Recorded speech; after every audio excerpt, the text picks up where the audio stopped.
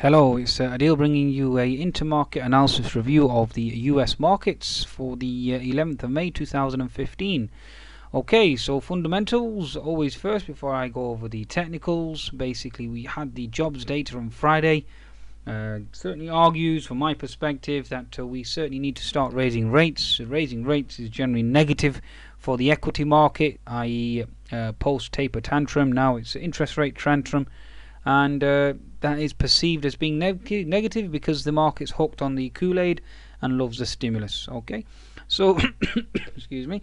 Okay, so that certainly from my perspective is a potential negative sign. Then we have the Brexit concerns that certainly seem to be going on in the background. We have China raising rates, but whether or not that's already priced in is certainly debatable, especially given the fact that the Shanghai, as I've certainly been sharing on Twitter, has the first weekly bearish engulfing candle, and given the fact that the Shanghai did rally almost 2.5% in the last hour on Friday, obviously they were front running the market, so that certainly is factored into a large extent. Now, given the fact that the import and export data on Friday out of China was very weak, and that certainly doesn't bode well, especially the import data, given the fact that it's certainly dropped quite considerably, and that doesn't bode well for the international economy. You can reduce your currency, or you can debulk your currency as much as you want, but if there's nobody buying your goods and services, it's pointless. Okay, absolutely pointless. Okay, so certainly is a zero-sum game, and at this very juncture, it certainly seemed that Europe was winning until the euro started to appreciate, and now that certainly is a concern as well for them. So it certainly is a conundrum right now. There are a lot of variables that are interwoven, that are certainly affecting one another and impacting one another, and therefore making it hard to read. We had a short squeeze on Friday given the UK election result, and that obviously sent a lot of markets higher as well. Even the European markets caught a bid on the interpretation, or expected interpretation, that the jobs data was a Goldilocks scenario. No rates were going to be increased, although the economic data was certainly strong. But the way in which I'm reading these markets is the fact that the economic data on Friday, especially the US jobs data, did come in strong, and that certainly, well, not as certainly came in strong. The wage growth certainly wasn't there, but came in strong enough to obviously fuel the rate hike. Rate hike in September. Okay, so we have those concerns. Then the situation that we have with regards to the Yemen. Okay, so Yemen as well is ongoing. So Saudi, the Iranian situation certainly seems to be ongoing. Again, that's a negative scenario. And also with regards to Miss Yellen's comments of the equity market being overvalued. I think that was underestimated on Friday, and that certainly is a cause for concern as well. Okay. So a stronger dollar obviously has been affecting or hurting earnings, and that's the argument that people are making. So again, with the economic data on Friday, my personal interpretation is that the markets will certainly be negative, especially given the fact that the Nikkei has turned negative. We had some anti-QE comments with regards to no more easing going forward. That again, that's negative for the US markets, given the fact that the yen now is potentially into support and starting to move higher. The CHF is into support and starting to move higher, and the dollar is into support, and that's potentially going to move higher, and that will hurt commodities, which in turn will hurt equities. Okay, so they are the fundamental backdrop. Okay, so the game plan for Monday is interpretation, or the actual assessment of how China's rate cut will affect the equities market. Obviously, if that causes a gap higher, a gap and go, and Chinese markets certainly make a new high or push higher, then one would have to interpret that as bullish, and then take the trade accordingly. And I'll assess the technical position that this market is in right now. Okay, so but if the interpretation is negative, okay, the Brexit concerns dominate, okay, then the market will move lower, and we are certainly expecting a sell-off, given the fact that the market is short squeezed overwhelmingly, and are certainly overstretched, and are looking for a pullback. Okay, so let's start with the technicals now. So the S&P 500, okay, looking at this from a weekly chart perspective, we still are into that resistance zone. Either we're consolidating here, or we're looking for a potential breakout lower out of this rising contracting wedge pattern. Again, it's debatable. Okay, now Miss Yellen's comments of of the markets being overvalued certainly is a cause for concern, and that certainly needs to be focused on as well. Okay, the horizontal resistance zone obviously is into that 2120, and that certainly needs to be respected for now. Okay, bear with me 1 second. Oh, please don't close this program. 1 second. Let's see what happens here. Oops, daisy, that's not good. Okay, right, that certainly is not good. Okay, so let me just load up my platform again.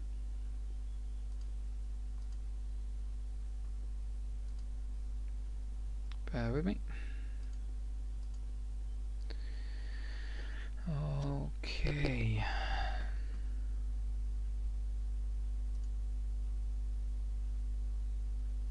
China cuts interest rates, US dollar higher against major currencies after US job data. So, given the fact that dollar was strong.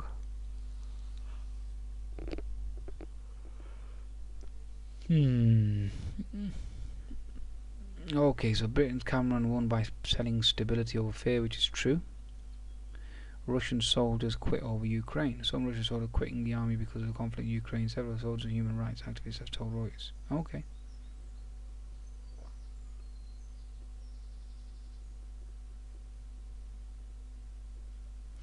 I mean, again, that's another geopolitical event that will cause concern. North Korea boasts of firing ballistic missiles from subs and new potential threats. So again, that's a risk-off scenario. Again, this is another risk-off scenario. China accelerates land reclamation in disputed islands, Pentagon. Okay, and obviously Germany sees no Greek debt deal on Monday, warns against default. So Brexit concerns, again, a risk-off scenario. So everything's a risk-off scenario from my perspective at this current juncture. Okay, looking at fundamentals. Now let's go back to the technicals. Okay, so daily chart, obviously 2120 is resistance. Let's go to the 60-minute chart now. Diagonal trendline resistance. So again, S&P 500 is into resistance from a diagonal trendline perspective, and certainly seems to be overstretched. So if the S&P is overstretched, then global markets will be overstretched too. We are into that pivot R3 resistance. The market obviously is consolidating, fails to make a new high, so again negative. We do have an unfilled gap left below on the S&P 500. Again, that must close, so therefore that will act as a magnet. Another argument for the markets to retrace and move back lower. Okay, so the S&P 500 resistance on the 10-minute chart is 2117, and we are looking for a potential move and a retracement lower, and therefore that would be expected on other global markets too.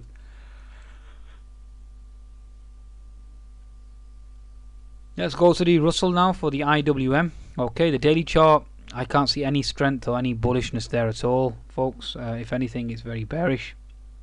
The Russell is showing weakness, given the fact that even though the S&P has pushed higher, the Russell has failed to push higher. And from my perspective, it certainly is showing weakness, given the fact that we've held this resistance, and this rally here is absolutely feeble. Okay, and therefore looking for a potential move lower, given the fact that we've obviously put in a triple top now, looking for a lower high.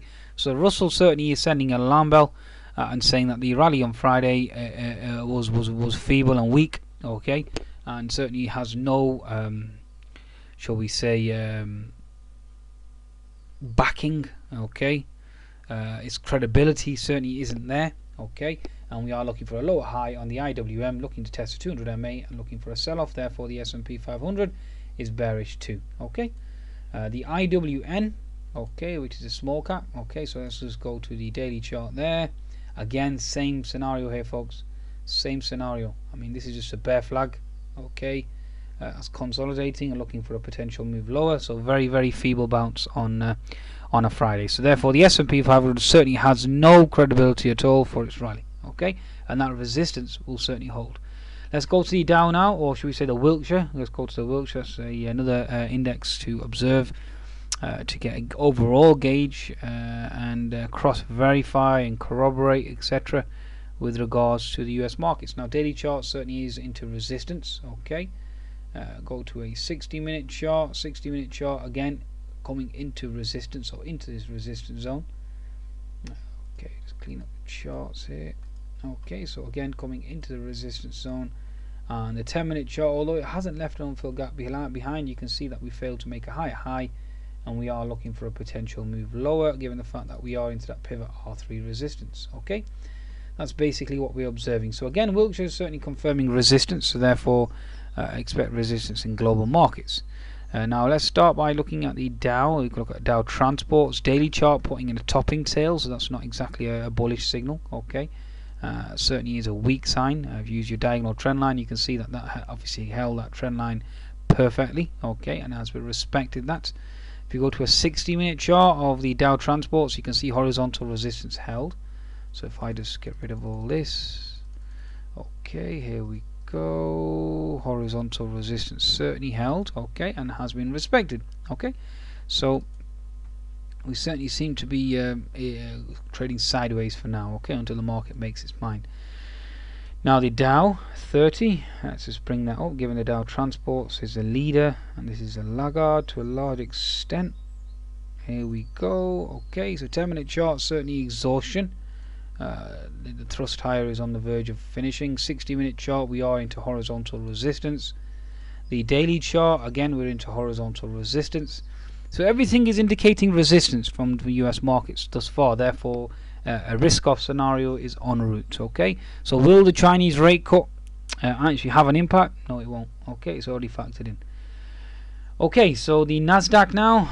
Let's just bring up the Nasdaq first of all. Where art thou, Nasdaq? Where art thou? Here we are. Okay, Nasdaq. Bring up a daily chart first of all, folks. Okay, so we have this H&S formation. Obviously, it's been negated now, given the fact that we did go below the neckline and we reclaimed it. So therefore, based on that, I have to get rid. Okay, so again, it's all about being flexible, folks. Don't be getting married to one position. Okay, remain single, especially if you're a trader. Although I am married with 2 kids, but I'm just giving you an example here. Remain single. Okay, don't get obsessed with one woman. Okay, and that's trading. Okay, so no such thing as monogamy. Okay, so basically it's you have to be flexible. Okay, if you have an opinion on the market and the market obviously negates that, then you know, just make sure you switch and shift very quickly. Okay, this is a prime example. I mean, I had this H&S formation. The left shoulder was here, you had the head. Okay, we bounced, hit this trend line, bounced back, right shoulder, retested, inside bar consolidation, bang, down we were supposed to go, tested 200 MA, tested support.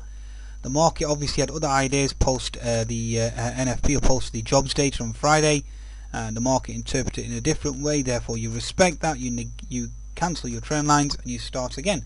You draw a downward sloping trend line. You can see the market's respected that resistance level. Okay, and therefore we utilize that now as the next benchmark. Okay, so this is basically what we're observing for now. Okay, so the Nasdaq itself remains in lower lows, lower highs.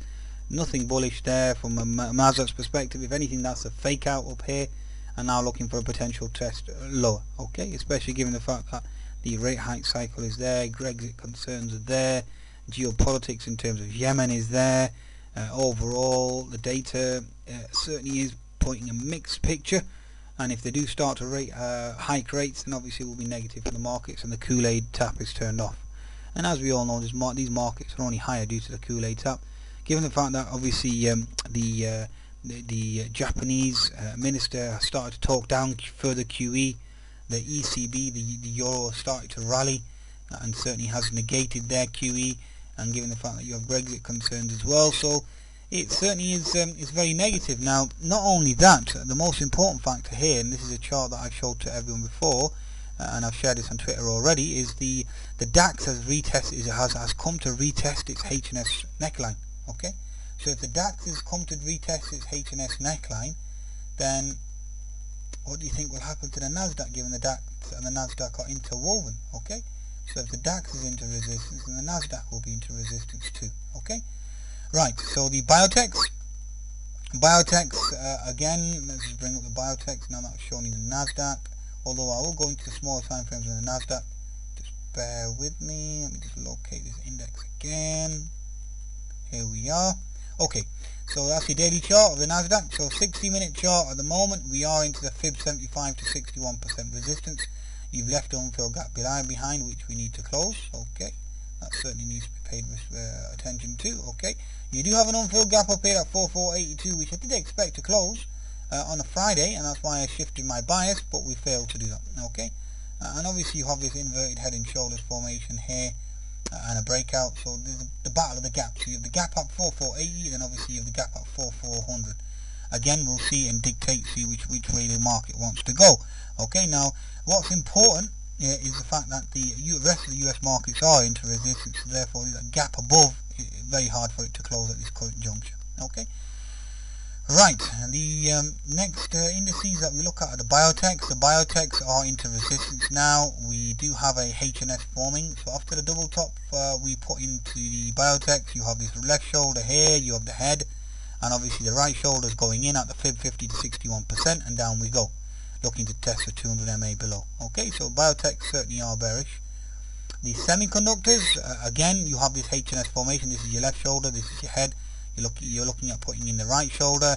You have this diagonal trendline resistance. You're in the fib 61% resistance. It's very hard for me to argue that this market's going to move higher. On what? On what? What's the catalyst? What is the catalyst? There is no catalyst. Okay, Asian markets are now starting to look very, very weak. They've certainly run higher quite substantially. They're exhausted. US markets don't really have a catalyst to push higher. There's no QE. There's no rate cut. It's very, very hard. If anything, there's a rate increase coming. So why would you want to be front running the markets? Why would you want to be buying the markets? So again, it's a real conundrum. Again, this Brexit situation certainly is a cloud, a dark cloud above us, and that certainly seems to be obviously having a negative effect.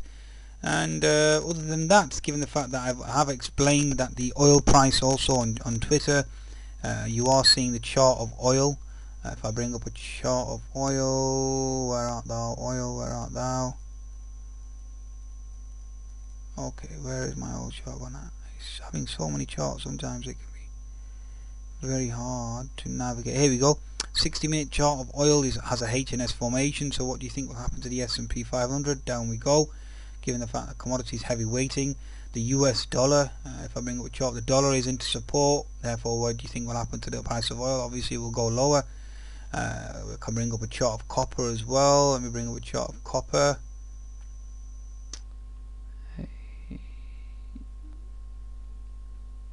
Where are you, copper? Can never find it. Honestly, you can never find it. So many. Oh, here we go. Okay, chart of copper. So copper into double top horizontal resistance as well. Okay, so this is, you can see previous support equals resistance. You got double top resistance, horizontal resistance. So copper is into resistance, and obviously it's no surprise or coincidence that the dollar is now into support. Okay, so again, negative. Okay, again negative. And with regards to this Chinese rate cut, a lot of individuals are interpreting it as bullish. It can only be bullish so many times until it loses its potency. And if the Chinese keep cutting rates, that will create more concern and create more worry and uncertainty as to why they keep cutting interest rates. Is the weakness and the slowing growth that much of a concern that they're having to cut rates each time? Okay, that's something to certainly ponder over as well. Again, we are flexible. This is just a game plan, and the game plan can certainly change. I mean, we could have a player injured. You could have extra time. So many variables constantly changing. The referee could be biased, etc., etc. Okay, so you could have a player that's obviously not performing as he normally does. It could be an own goal, etc., etc. So the variables are constantly changing, so you have to change too. This is just a hypothetical argument, okay, which majority of the time is your game plan and does obviously occur and play out the way it is expected to play out, okay, but there can always be changes, such as the Chinese rate cut over the weekend. Again, that was an additional variable that we have to put into our system, and then obviously recalculate. So risk on, risk off, wax on, wax off. Goodbye now.